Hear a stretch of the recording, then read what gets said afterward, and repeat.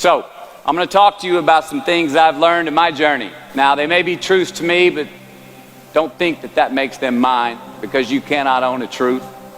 Number one, life's not easy. Do not fall into the trap, the entitlement trap, of feeling like you're a victim.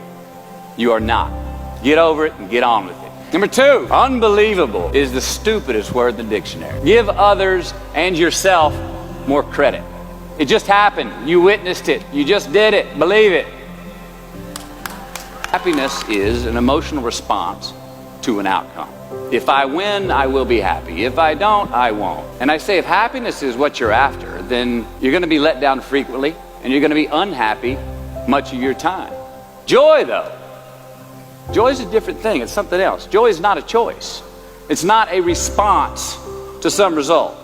It's a constant. Joy is the feeling that we have from doing what we are fashioned to do, no matter the outcome. Number four, define success for yourself. Humility is not in vogue anymore. It's too passive. It's a get rich quick on the internet, richest 15 minutes of fame world that we live in, and we see it every day. But we all want to succeed, right? So the question that we got to ask ourselves is, what success is to us? What success is to you? Whatever your answer is, don't choose anything that will jeopardize your soul. We've all got two wolves in us, a good one and a bad one, and they both want to eat. The best I can tell, we just got to feed that good one a little more than the other one. Number five, process of elimination is the first step to our identity, aka where you are not is as important as where you are. The first step that leads to our identity in life is usually not, I know who I am. I know who I am. That's not the first step. The first step's usually, I know who I am not. Process of elimination. Get rid of the excess, the wasted time. Decrease your options. And if you do this, you will have accidentally, almost innocently, put in front of you what is important to you by process of elimination. Number six, don't leave crumbs. So what are crumbs? Well, the crumbs I'm talking about are the choices that we make that make us have to look over our shoulder in the future.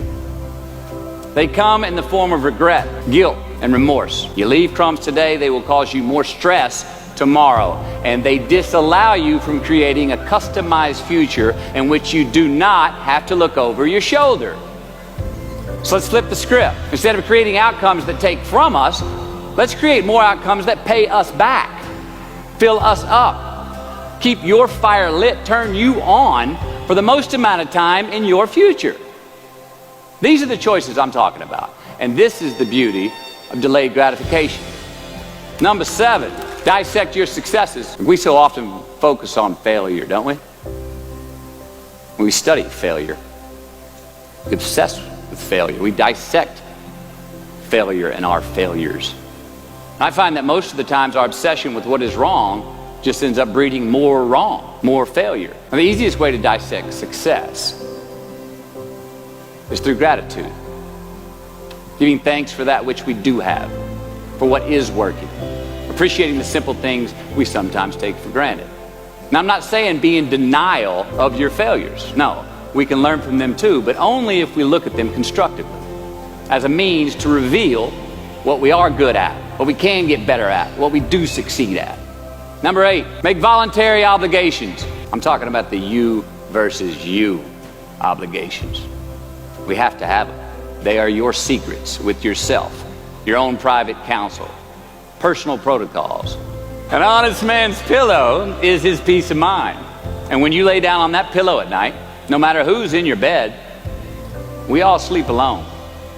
Number nine, from can to want, even when it means having more.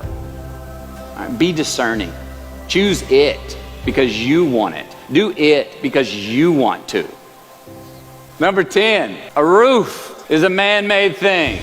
And it's because we have created a fictitious ceiling, a roof, to our expectations of ourselves.